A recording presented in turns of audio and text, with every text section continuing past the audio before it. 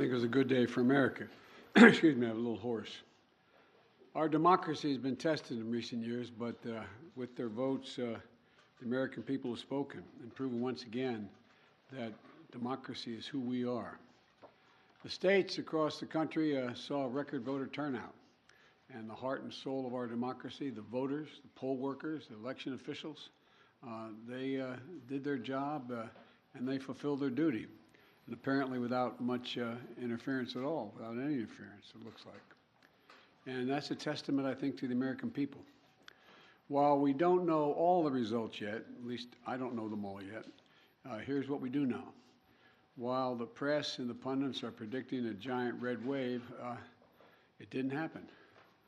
And I know you were somewhat miffed by my obsessive optimism, but I felt good during the whole process. I thought we were going to do fine. While any seat lost is painful, some good Democrats didn't win the last night. Democrats had a strong night. And we lost fewer seats in the House of Representatives than any Democratic president's first midterm election in the last 40 years. And we had the best midterm for governors since 1986. And another thing that we know is that voters spoke clearly about their concerns, about raising costs, the rising costs that they're in, and the need to get inflation down. There's still a lot of people hurting. They're very concerned. And it's about crime and public safety. And they sent a clear and unmistakable message that they want to preserve our democracy and protect the right to choose in this country. And I especially want to thank the young people of this nation, who I'm told, I haven't seen the numbers, voted historic numbers again, and just as they did 2 years ago. They voted to continue addressing the climate crisis, gun violence, their personal rights and freedoms, and the student debt relief. Last night, I was pleased to call Maxwell Frost, a 25-year-old who got elected, I guess the youngest man ever elected to the United States Congress, and I told him I told him that I was the first elected, the second youngest person ever elected to the United States Senate at 29. That I have no doubt he's off to an incredible start and what I'm sure will be a long, distinguished career. And when he's president and they say Joe Biden's out in the outer office, I know I'm going to say Joe who. But the voters were also clear that they are still frustrated. I get it. I understand it's been a really tough few years in this country for so many people. When I came to office, we inherited a nation with a pandemic raging and an economy that was reeling. And we acted quickly and boldly to vaccinate the country and to create a stable and sustained growth in our economy, long-term investment to rebuild America itself, our roads, our bridges, our ports, our airports, clean water systems, high-speed internet. And we're just getting started. The interesting thing is that this is all going to really come into clear view for people in the months of January, February, March of next year. It's just getting underway. So I'm optimistic about how the public's going to even be more embracive of what we've done. Historic investments that are leading companies to invest literally hundreds of billions of dollars combined to build semiconductor factories and other advanced manufacturing here in America. It's going to create tens of thousands of good-paying jobs. And by the way, a significant number of those jobs are going to be jobs that pay average $126,000, $127,000. You don't need a college degree to get those jobs. And we're dealing with global inflation as a result of the pandemic and Putin's war in Ukraine. We're also handling it better than most other advanced nations in the world. We're lowering gas prices. We're taking on powerful interest to lower prescription drug costs and health insurance premiums and energy bills. After 20 months of hard work, the pandemic no longer controls our lives. It's still a concern, but no longer controls our lives. Our economic policies have created a record 10 million new jobs since I came into office. Unemployment rate is down from 6.4 when I was sworn in to 3.7%, near a 50-year low. And we've done all this while lowering the federal deficit in the 2 years by $1.7 trillion. Let me say it again, $1.7 trillion. No administration has ever cut the deficit that much. And reducing the federal deficit is one of the best things we can do to lower inflation, but while we've made real progress as a nation, I know it's hard for folks to see that progress in their everyday lives. And it's hard to see the results from actions that we took we have to implement what we've done. But I believe we took the right steps for the country and for the American people. In fact, if you look at the polls, overwhelming majority, I don't look at them much anymore because I'm not quite sure how to read them anymore. I hope you are uncertain as well. But overwhelming majority of the American people support the elements of my economic agenda.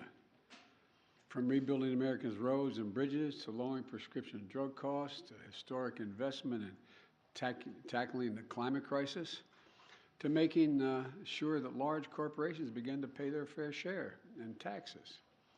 And I'm confident these policies are working and that we're on the right path, and we need to stick with them. All these initiatives take hold as they do, from lead pipes being removed from schools and homes to new factories being built in communities with a resurgence of American manufacturers. It's already created, by the way, 700,000 brand new manufacturing jobs. You've heard me say it ad nauseum. I don't know where it's written. It says we can't be the manufacturing capital of the world. We are now exporting product, not jobs, around the world. People across the country are going to see even more clearly the positive effects on their day-to-day lives. But I still understand why they're hurting right now. So many people are concerned. As I have throughout my career, I'm going to continue to work across the aisle to deliver for the American people. And it's not always easy, but we did it the first term. And I'll be surprised a lot of people that we signed over 210 bipartisan laws since I've become president, and we're revitalizing American manufacturing, gun safety, we did it together, and dozens of laws positively impacting on our veterans. And let me say this, regardless of what the final tally in these elections show, and there's still some counting going on, I'm prepared to work with my Republican colleagues. The American people have made clear, I think, that they expect Republicans to be prepared to work with me as well. In the area of foreign policy, I hope we'll continue this bipartisan approach of confronting Russia's aggression in Ukraine. When I return from the G20 meetings in Indonesia with other world leaders, I'm going to invite the leaders of both political parties, as I've done in the past in my foreign trips, to the White House to discuss how we can work together for the remainder of this year and into the next Congress to advance the economic and national security priorities of the United States. And I'm open to any good ideas. I want to be very clear. I'm not going to support any Republican proposal that's going to make inflation worse. For example, the voters don't want to pay higher prescription costs for drugs. We've cut that now. We're going to kick into gear next year, next calendar year. And I'm not going to walk away from the historic commitments we just made to take on the climate crisis. They're not compromisable issues to me, and I won't let it happen. The voters don't want more taxes for the tax cuts for the super wealthy and biggest corporations. And I'm going to continue to focus on cost cutting for working and middle class families and building an economy from the bottom up and the middle out. I know you're tired of hearing me say that, but I genuinely mean it. That's what makes America grow. The wealthy do very well when the middle class is doing well, and the poor have a way up, and while continuing to bring down the federal deficit. You know, as we look at tax cuts, we should be looking at tax cuts for working people and middle-class people, not the very wealthy. They're fine. And if you can go out and be a multimillionaire, that's great. Just pay your fair share. That's all. That's all. Just pay your fair share. It's like those 55 corporations in 2000 that made $40 billion and didn't pay a penny in federal taxes. It's not right. Everybody has an obligation. So now they have to pay a staggering 15%. You all pay more than that for new taxes. So I'm going to keep my commitment that no one earning less than $400,000 a year, and that's a lot of money where I come from, are going to see their federal taxes go up. And I want to be very clear. Under no circumstances will I support the proposal put forward by Senators Johnson and the senator from down in Florida to cut or make fundamental changes in Social Security and Medicare. That's not on the table. I will not do that. I will veto any attempt to pass a national ban on abortion, but I'm ready to compromise with Republicans where it makes sense on many other issues. And I'll always put the needs and interests of the American people first. So let me close with this. On this election season, the American people made it clear. They don't want every day going forward to be a constant political battle. There's too much of that going on. And there's too much that we have to do. The future of America is too promising to be trapped in an endless political warfare. And I really mean it. You've heard me say it time and again for the last 20 months or so. I am so optimistic about the prospects for America. We need to be looking to the future, not fixated on the past. And that future is bright as can be. We're the only nation in the world that's come out of every crisis stronger than we went into the crisis. And that's a fact. I mean, literally mean that. We've come out stronger than we've gone in. And I've never been more optimistic about America's future than I am today. You know, particularly because of all those young people I talked about, 18 to 30. They're showing up. They're the best educated generation in American history. They're the least prejudiced generation in American history, the most engaged generation in American history, and the most involved.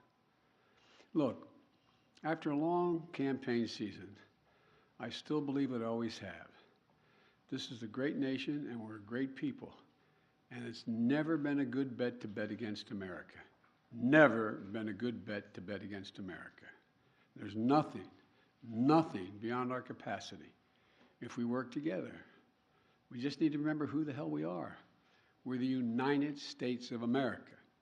The United States of America. There's nothing beyond our capacity. And I'm pretty well convinced that we're going to be able to get a lot done. Now, I've been given a list of 10 people that I'm supposed to call on, and you're all supposed to ask me one question, but I'm sure you'll ask me more. And so let me start off with a list I've been given. Zeke Miller, Associated Press. Thank you, Mr. President. I have 2 questions for you. As you mentioned, How come we never hold you guys the same standard you hold us to? But anyway, go ahead. We'll I'm teasing. You mentioned that Americans are frustrated, and in fact, 75% of voters say the country is heading into the wrong direction, despite the results of last night. What in the next 2 years do you intend to do differently to change people's opinion of the direction of the country, particularly as you contemplate a run for president in 2024? Nothing, because they're just finding out what we're doing. The more they know about what we're doing, the more support there is. Do you know anybody who wants us to get rid of the change we made on prescription drug prices and raise prices again? Do you know anybody who wants us to walk away from building those roads and bridges and the internet and so on? I don't know. I think that the problem is the major piece of legislation we passed, and some of it bipartisan, takes time to be recognized. For example, you got over $1 trillion worth of infrastructure money, but not that many spades have been put in the ground. It's taking time. For example, I was on the phone congratulating a Californian recently, and then someone up in Scranton, Pennsylvania, the congressman who got elected. He said, "Can you help us make sure we're able to have high-speed rail service from Scranton to New York City?" I said, "Yeah, we can. We can. First of all, it'll make it a lot easier, take a lot of vehicles off the road, and we have more money in the pot now, already out there, we voted for, than the entire money we spent on Amtrak to begin with." And it's the same way. For example, I talked about through the campaign that we're going to limit the cost of insulin for seniors to $35 a month instead of $400 a month. Well, it doesn't take effect till next year. So there's a lot of things that are just starting to kick in. And the same way with what we've done in terms of the environmental stuff. It takes time to get it moving.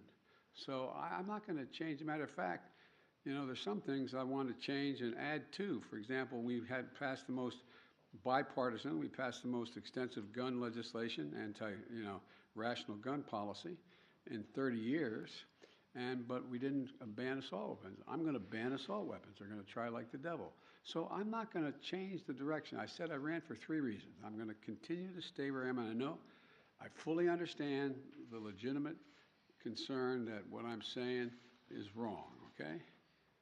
One is that I said we're going to restore the soul of the country, begin to treat each other with decency, honor, and integrity.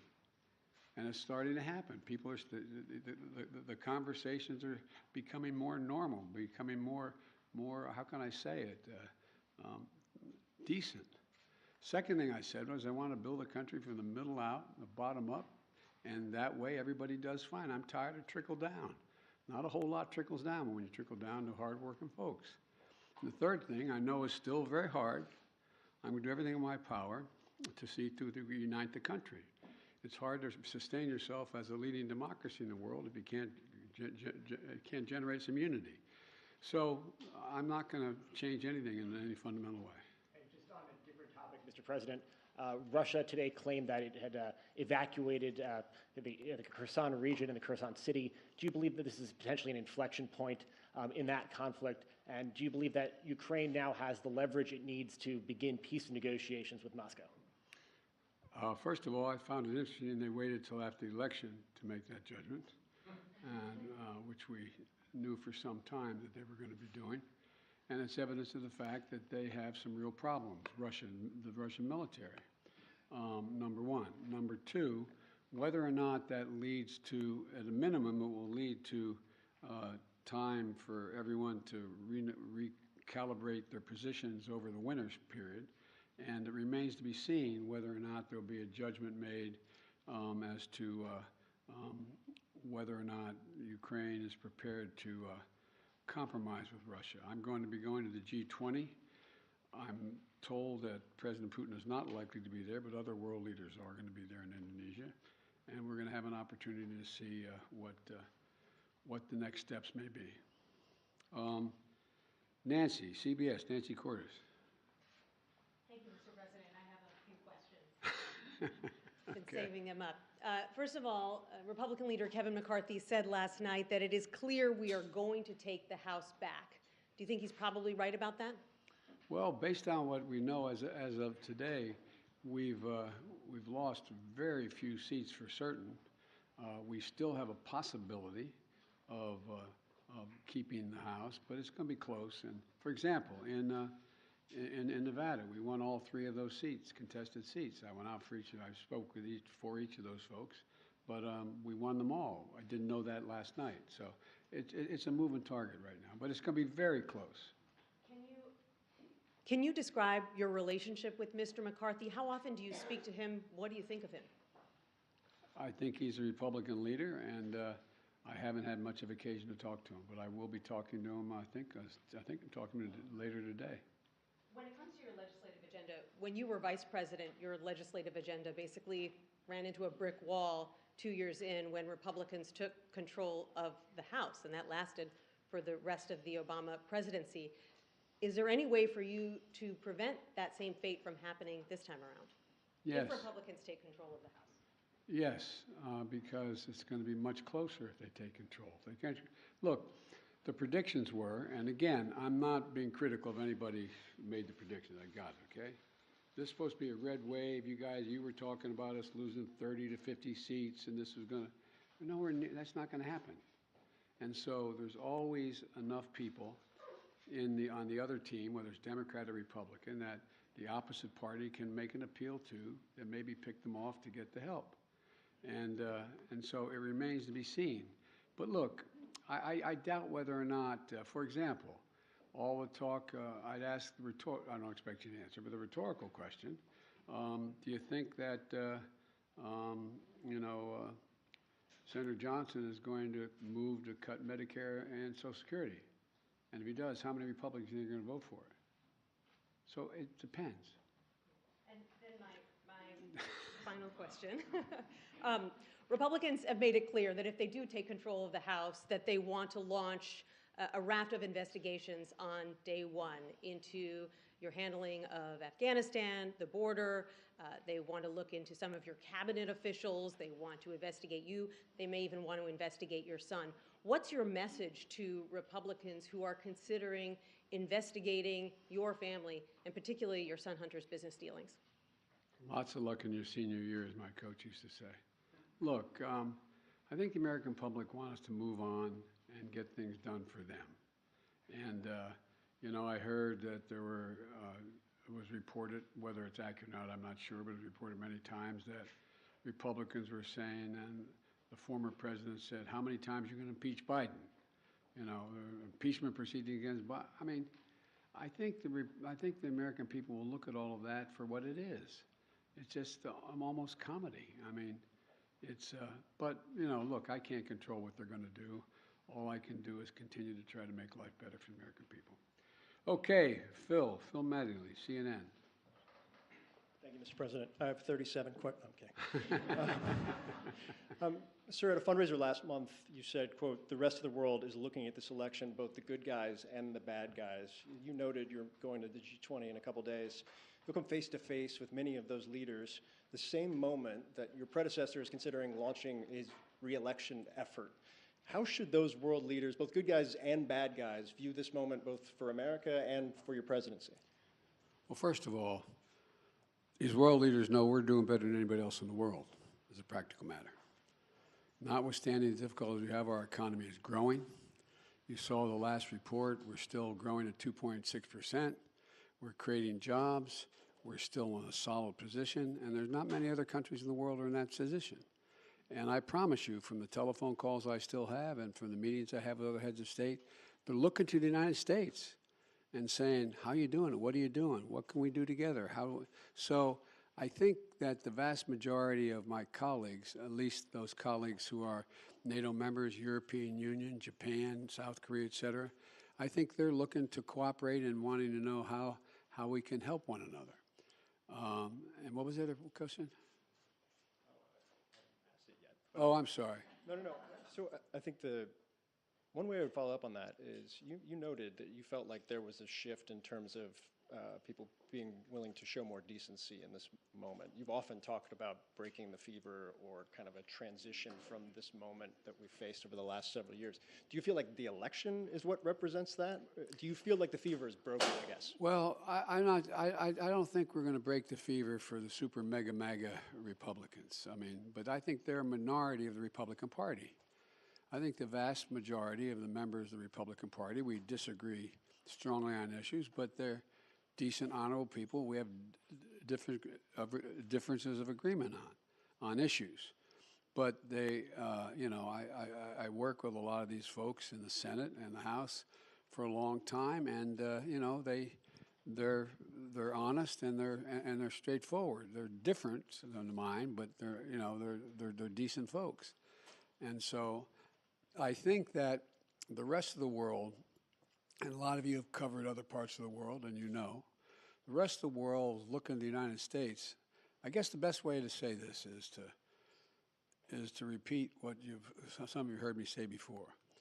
The first G7 meeting for the public, that's the 7 largest democracies, when I went to right after we got elected in February, after I got sworn in January. And I sat down at a table, a round table, with the 6 other world leaders from the European Union and Canada, et cetera, and said, America's back. And one of them turned to me and said, for how long? For how long? It was a deadly earnest question. For how long?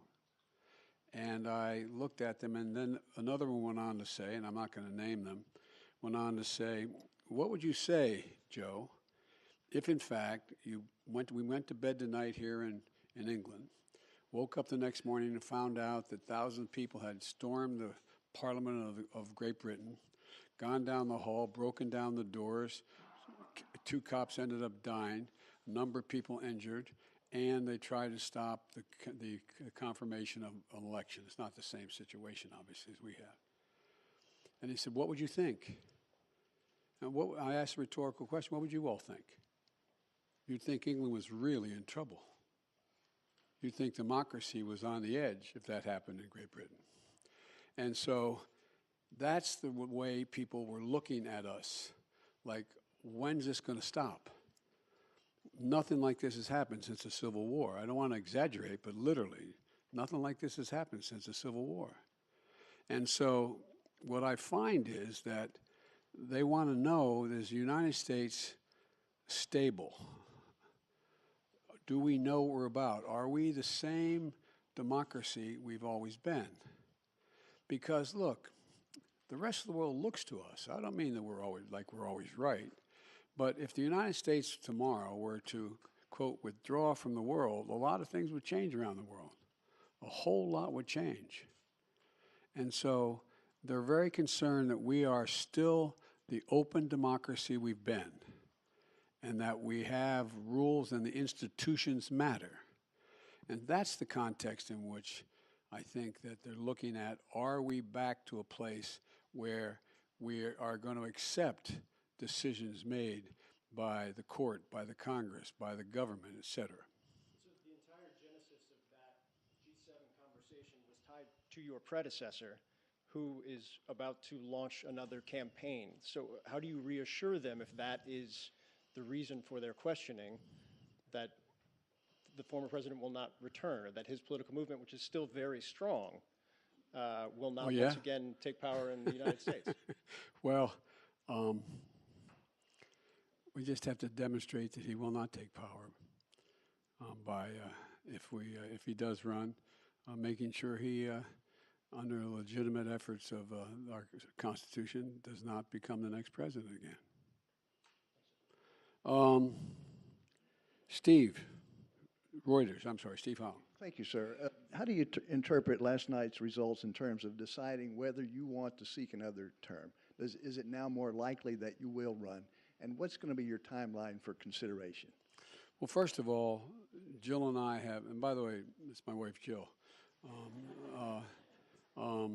who's held a lot more popular than I am in the Democratic Party too. But at any rate, all kidding aside, our intention is to run again. That's been our intention, regardless of what the outcome of this election was. The fact that we won, I didn't run, the fact that the Democratic Party outperformed anything anyone expected and did better than any off-year presidency since John Kennedy is one that gives everybody like, whew, sigh of relief that the mega Republicans are not taking over the government again, et cetera. And so my judgment of running when I announce, my intention is that I run again, but I'm a great respecter of fate, and this is ultimately a family decision. I think everybody wants me to run, but we're going to have discussions about it. And I don't feel in any hurry one way or another to make that judgment, today, tomorrow, or whenever, no matter what my predecessor does. Early next year, or what's your thinking? My guess is, I hope Jill and I get a little time to actually sneak away for a week around between Christmas and Thanksgiving. And my guess is it'll be early next year we make that judgment. But it is my plan to do it now. Okay, I'm sorry. Karen Travers of ABC Radio. Thank you, Mr. President. WNBA star Brittany Griner today was moved to a Russian penal colony to serve out her 9-year sentence. Do you have an update right now on her condition? What do you know about that? And does this mark a new phase in negotiations with the Russians to secure her release? Can the U.S. now fully engage in talks on a prisoner swap? Well, we've been engaging on a regular basis. I've been spending a fair amount of time with her wife about what's going on with her. And my hope is that now that the election is over, that Mr. Putin will be able to discuss with us and be willing to talk more seriously about prisoner exchange. That is my intention. My intention is to get her home. And we've had a number of discussions so far. And I'm hopeful that now that our election is over, there's a willingness to negotiate more specifically with us. Thank you.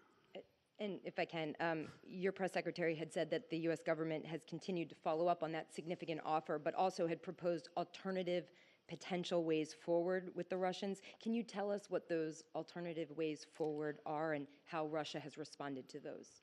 Yes, I can, but I won't. Okay, I can't. It would not be a wise thing to do in order to see if they would move forward. But it is I'm telling you, I am determined to get her home and get her home safely, along with others, I might add. April Ryan. Of the Griot. Of the Griot, excuse me, I beg your pardon. Thank you, sir. I got it right last time we did this. Yes, you did. Yes, you did. Mr. President, I have a couple of questions on several issues. One, the Supreme Court. As you know, the Supreme Court has before it the issue of college admissions and affirmative action. What can and are you planning in case of a rollback that is expected? There are legal analysts that say that there will be drastic implications, there are tentacles from this, and they even say that this could impact Brown v. Board, the decision from Brown v. Board. Well, you know, first of all, I asked our Justice Department to defend the present policy before the Supreme Court.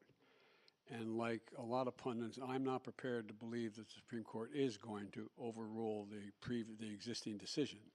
That's far from certain, and I don't believe that.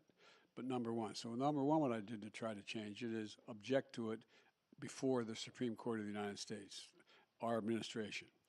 Number two, there are a number of things that we can and must do to make it. And by the way, this is a case involving an Asian American in terms of getting into school, and whether there's affirmative action makes sense at all from the standpoint of those who are arguing against it.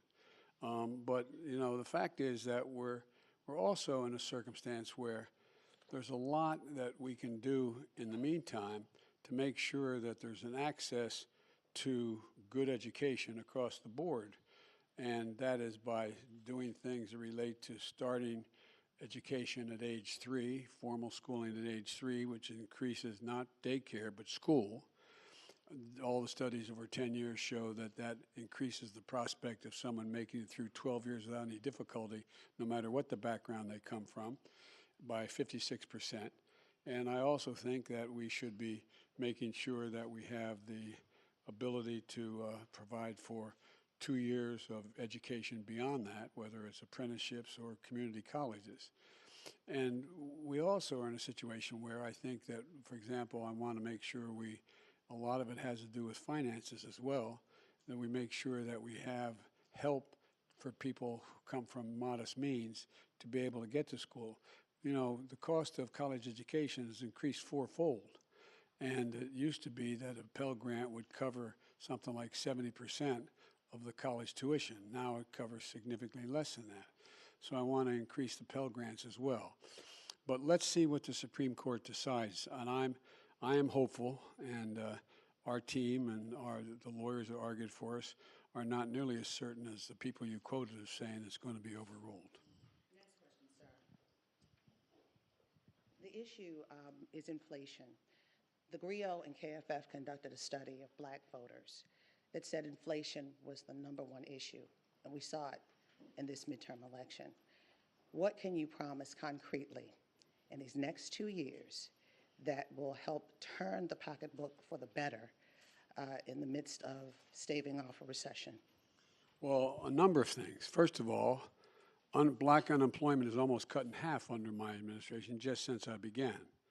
More black businesses have opened up, small businesses, than ever before. We're now in a situation where we're providing, through the Small Business Administration, down payments for people buying homes, because most people accumulate wealth in the value of their home. Most middle-class families are like mine. My dad bought a home, didn't have it, just scraped together to get home. By the time he was able to retire, he had built up equity in the home. That's how most people do that. But what I can't do is I can't guarantee that we're going to be able to get rid of inflation, but I do think we can. We've already brought down the price of gasoline about $1.20 a gallon across the board, and I think that the oil companies are really doing the nation a real disservice. Six of them made over $100 billion in the last quarter in profit. $100 billion. In the past, if they had done the two things that they have done before, one, invest in more refineries and producing more product, and or passing on the rebates to the gas stations, they sell the oil at a cheaper rate than they are selling it now, not taking advantage, and that lowers the price of the total gallon of gas because that gets passed on. So there's a whole lot of things that we can do that are difficult to do, but we're going to continue to push to do them. And the other thing is that one of the things that makes a gigantic difference is what are the costs that exist in the average family and average black community. One, prescription drug cost. Well, we're driving those down precipitously beginning next year. And, I'll bet a lot of people in the African American and Caucasian community that need to take insulin for diabetes. Well, we're going to be reducing that cost. They're not going to pay more than $35 for the insulin instead of average of $400. And I can go down the list of the things that my dad used to say it a different way. At the end of the month, the things you have to pay for, from your mortgage to food on the table to gasoline in the automobile, do you have enough money to do it? And when it's done, do you have anything left over? And medical bills are a big piece of that, particularly in the African American community and the poorer communities. They need help. And so we're driving down all of those costs, and we've already passed the legislation to do that. It's just taking effect. So there's a lot of things we can do to affect the things that people need on a monthly basis to reduce their inflation, their cost of living. But I am optimistic because we continue to grow and at a rational pace. We are not anywhere near a recession right now in terms of the growth, but I think we can have what most economists call a soft landing. I'm convinced that we're going to be able to gradually bring down prices so that they, in fact, end up with us not having to move into a recession to be able to get control of inflation. And Mr. President, last question on humanity. Everybody else got some. Well, you're coming. Okay, go ahead. Last question on humanity. Sir, you can't legislate and you can't executive order out the issue of empathy or the lack thereof in the midst of this rhetoric, this heated political rhetoric. What's next?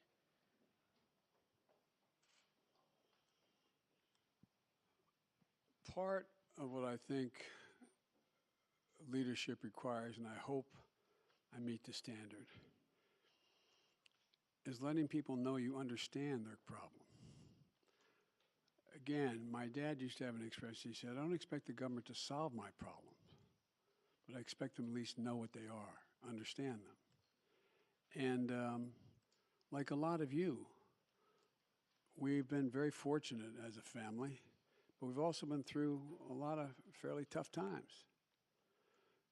And I've had the great advantage of having a family to get through them. When my first wife and daughter were killed when a tractor trailer broadsided them and killed my wife and killed my first wife and killed my daughter, and my two boys were expected to die. It took the jaws of life 3 hours to get them out there on top of their dead mother and dead sister. I understand what that pain's like. And when Jill and I lost Bo after a year in Iraq, winning the Bronze Star Conspicuous Service Medal, a major in the United States military, came home with stage 4 glioblastoma because he lived about between 200 and 500 yards from a burn pit that's 10 feet deep and as big as a football field, burning every toxic waste you could find.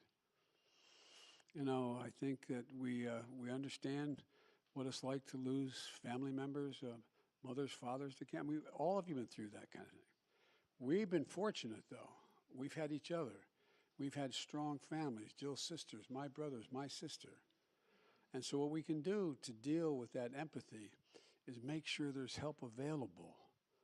Make sure there's people who are there to help, whether they are psychologists or whether they're medical doctors or whether they're social workers, to be there to help just hold a hand. And for example, we can do an awful lot for a lot of families, the families you're talking about, if we reinstate this child tax credit. It cut child poverty by 40% when it was in place. I couldn't get it passed the second time around. So there's a lot we can do. And the empathy is not just talking about it, it's communicating to people you genuinely understand. And I hope a lot of people don't understand because I don't want people having to know the pain. But the second piece of that is let them know that you are there to help. You're there to help. And one of the things I've talked with Vivek Murthy about, and a lot of you have written about it, and you've written it well about it, is the need for mental health care in America. You know, when we got elected, there were something like, I don't know, 2, 3, 5 million people who gotten their COVID shots. Well, in the meantime, I got over 220 million people, all 3 shots. But in the meantime, what happened? We lost over 1 million dead. 1 million dead.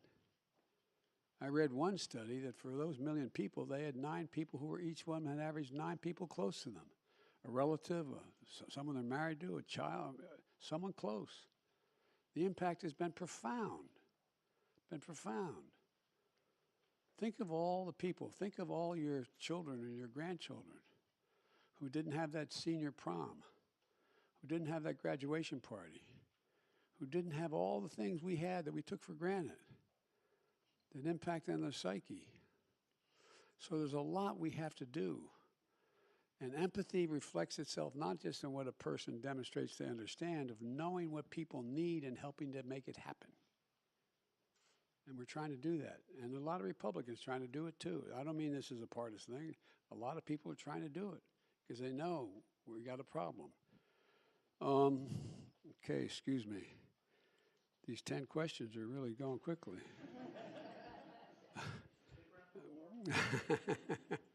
Well, I've got to meet with some of my, talk to some of the Republican leadership soon. But anyway, Jenny Leonard, Bloomberg. Thank you, Mr. President. 2 questions. One, shifting back to your trip to Asia. When you meet with President Xi Jinping of China, will you tell him that you're committed to defending Taiwan militarily? And what are you hoping to get out of this meeting that will make it a success? Are you willing to make any concessions to him? Well, look, I'm not willing to make any fundamental concessions because what I've told him in the beginning, and this is I've spent over 78, I think they told me, hours with him so far, 67 in person when I was vice president. President Obama knew he couldn't spend time with the vice president of another country, so I traveled 17,000 miles with him in China and around in the United States. I've met with him many times. And I've told him, I'm looking for competition, not conflict. And so what I want to do with him when we talk is lay out what kind of each of our red lines are, understand what he believes to be in the critical national interests of China, what I know to be the critical interests of the United States, and determine whether or not they conflict with one another. And if they do, how to resolve it and how to work it out. And so, and Taiwan doctrine has not changed at all from the very beginning. So I'm sure we'll discuss China, Taiwan, and I'm sure we'll discuss a number of other issues, including fair trade and relationships relating to his relationship with other countries in the region. And so anyway, so there's a lot we're going to have to discuss. You want another question? Yes, Everybody else got one. You didn't say if you will tell Xi Jinping personally that you are committed to defending Taiwan. I'm going to have that conversation with him. That wasn't my second one. Sorry. I actually have an unrelated question too. Mr. President, do you think Elon Musk is a threat to U.S. national security, and should the U.S. and with the tools you have investigate his joint acquisition of Twitter with foreign governments, which include the Saudis?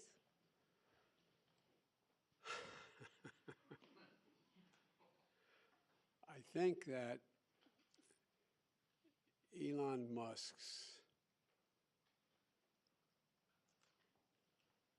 cooperation and/or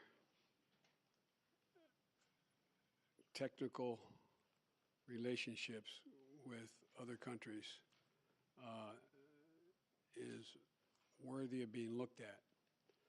Whether or not he is doing anything inappropriate, I'm not suggesting that. I'm suggesting that it's worth being looked at.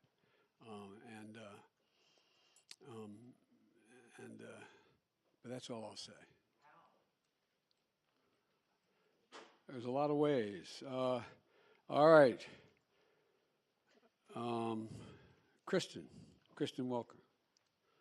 Thank you so Mr. President. I appreciate it. I want to follow up with you on working with Republicans. Leader McCarthy again suggested that he is not prepared to write what he has called a blank check to Ukraine, and yet you expressed optimism that funding for Ukraine would continue, that the policies toward Ukraine would continue. Why should the people of Ukraine and this country have confidence in that, given the comments by Leader McCarthy? And just to follow up with you on your comments to Zeke, you said you don't need to do anything differently. If Republicans control the House, don't you need to recalibrate to some extent to try to work across the aisle with a Republican-led House? Well, let me put it this way. What I meant was I don't have to change any of the policies I've already passed. That's what they said they want to go after. And so what I have is a simple proposition. I have a pen that can veto. Okay? So that's what I mean. I don't have to recalibrate whether or not I'm going to continue to, fund the, we're going to continue to fund the infrastructure bill, or we're going to continue to fund the environment, et cetera. We have to, I hope, I think there is a growing pressure on the part of the American people, expecting both parties and all elements of both parties to work out their substantive differences, and not just, I'm not going to do that because it would benefit that party. Just making it personal. So it remains to be seen what the makeup of the House will be. But I'm hopeful that Kevin and I can work out modus vivendi as to how we'll proceed with one another. Will aid to Ukraine continue uninterrupted? That is my expectation. And by the way, we've not given Ukraine a blank check. There's a lot of things that Ukraine wants we didn't do. For example, I was asked very much whether we'd provide American aircraft to guarantee the skies over Ukraine. I said, no, we're not going to do that. We're not going to get into a third world war, taking on Russian aircraft and directly engage. But would we provide them with all the rational ability to defend themselves? Yes. We provide those HIMARS. Well, the HIMARS, there's two kinds of, but in the average person's parlance, rockets you can drop in those. One that goes over 600 miles and one that goes about 160 miles. We didn't give them any ones that go to 600 miles because I'm not looking for them to start bombing Russian territory. And so we want to make sure that there's a relationship that they're able to defend themselves and take on what is purely the ugliest aggression that's occurred since World War II on a massive scale on the part of Putin within Ukraine. And there's so much at stake. So I would be surprised if Leader McCarthy even has a majority of his Republican colleagues who say they're not going to fund the legitimate defensive needs of Ukraine.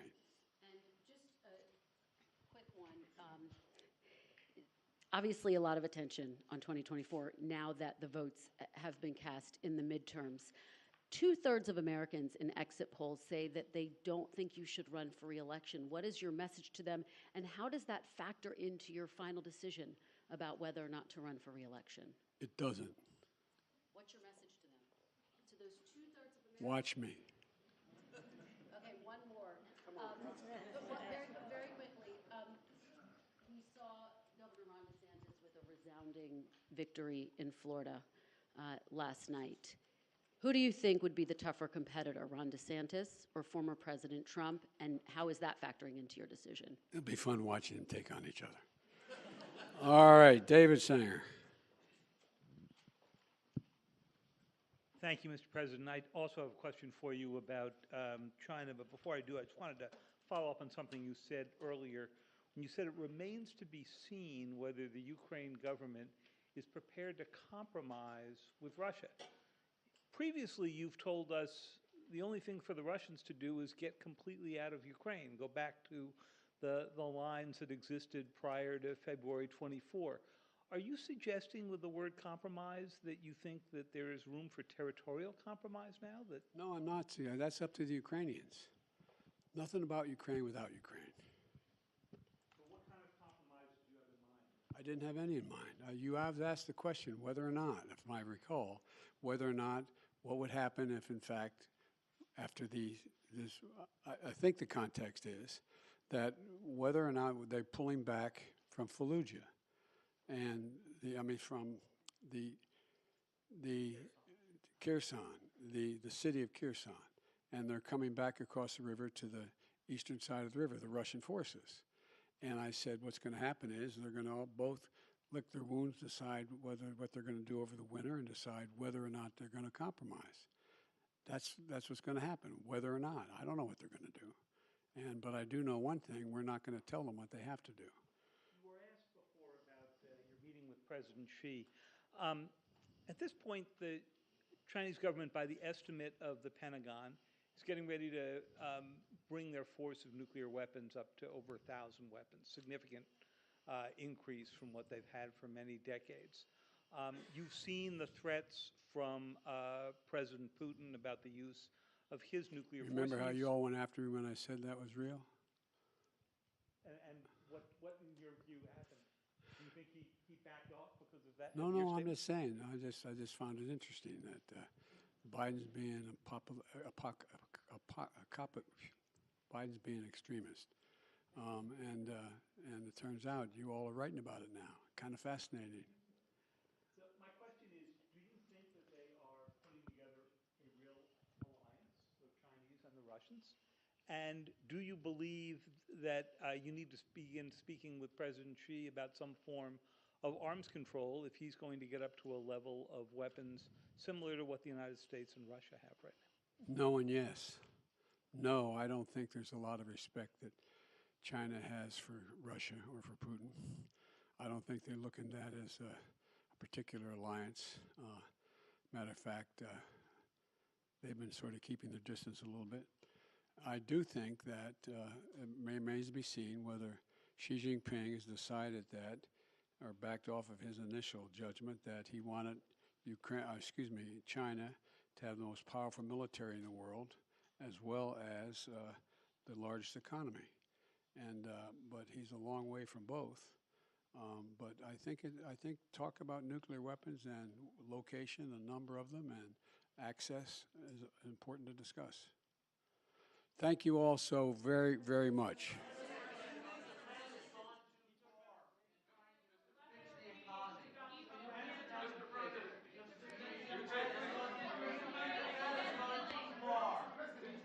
Thank you very, very much.